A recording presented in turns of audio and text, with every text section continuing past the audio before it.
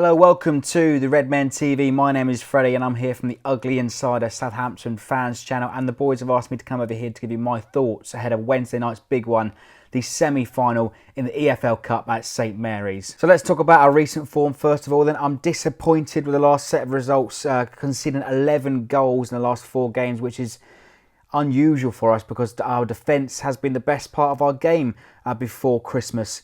Now, despite us controlling the games, we haven't really been putting the ball in the back of the net, and that's where we're missing something in the squad right now. We're hoping for a striker to come in this January to help us score a few more goals. So it's been very frustrating to watch Saints recently. Our style of play has been side-to-side passing and not really doing enough with the ball to actually put the ball in the back of the net. We're not taking enough risks, but the risks that we do take, we get caught and punished straight away. The last 2 goals that we conceded against Tottenham, those were risks that we took and we got punished for it. So there is a little bit of pressure mounting on Liverpool at the moment. Small minorities of fans getting on the back of the performances, obviously not helped with the elimination of the Europa League.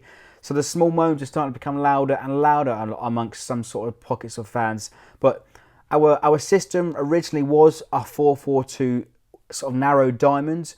It's now since changed. I don't know why he's changed it, because we had a bit of success with the 4-4-2 diamond.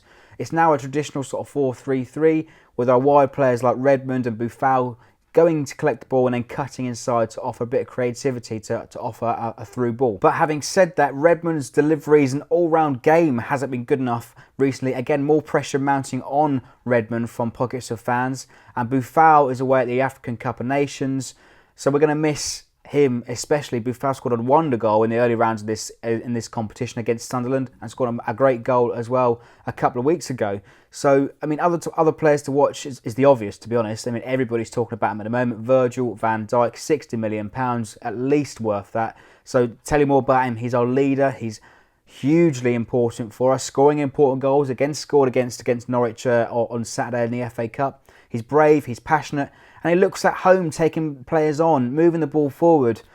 And he's just, an all-round top player. And I'm not surprised of the teams that are coming in for at the moment. He's our linchpin. It pains me to say that we need a team of Virgil van Dijks in our team right now. So Wednesday, I expect more changes to the squad. Every week is a guessing game with Liverpool's selection, making at least 5 or 6 in the league. There were 8 changes against Norwich at the weekend, which is very much a fringe team, and a lot of young players playing at Carrow Road, which is actually an indication, perhaps a good sign for me actually. I'm taking that on board as a good sign. He was resting players to prioritise Wednesday's game. So on to Wednesday then. This game is massive for us. We rarely reach semi-finals or even cup finals for that matter. Last major cup final we made was in 2003 in the FA Cup.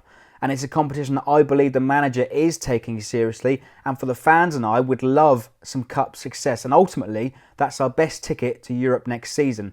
So we're yet to concede in this competition, but I think it's going to be a really tough game and competitive game against a Liverpool team that looks like scoring goals for fun, to be honest. So it's going to be really tough to keep you guys out on Wednesday night and hopefully, prevent an away goal. It's going to be a competitive game, I think. It's going to be a game that I think also Klopp is taking seriously. Pretty much fielded a youth team against Plymouth in the 3rd round of the FA Cup. So I think Klopp's also taking this game very seriously as well. So on to the predicted lineup then. I think it's going to be something along these lines on Wednesday. Fraser Forster in goal, with Martina, Font, Van Dijk and Bertrand making up the rest of the defence. I believe Font has been left out the last couple of games because of his transfer request, and it seems like he's actually fallen out with Liverpool and perhaps some of the backroom staff. Not sure what's going on there, but I think we need his experience to help us move forward in this competition.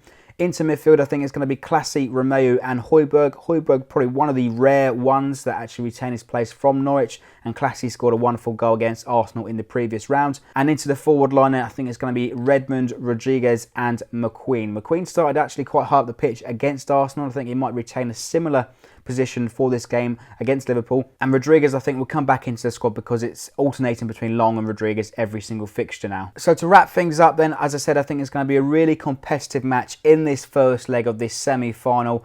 I'm hoping for a home win to take an advantage to Anfield, but it's going to be really tough to keep you boys out at the moment, scoring goals for fun. But I'm going to stick my neck out and say 1-0 to the Saints to take an advantage to Anfield in 2 weeks' time. So that's it from me from the Ugly Inside. Let the guys know in the comments below your predictions for the game. Don't forget to check out their preview on our channel for this semi-final. I'm looking forward to the game. Come on, you Saints.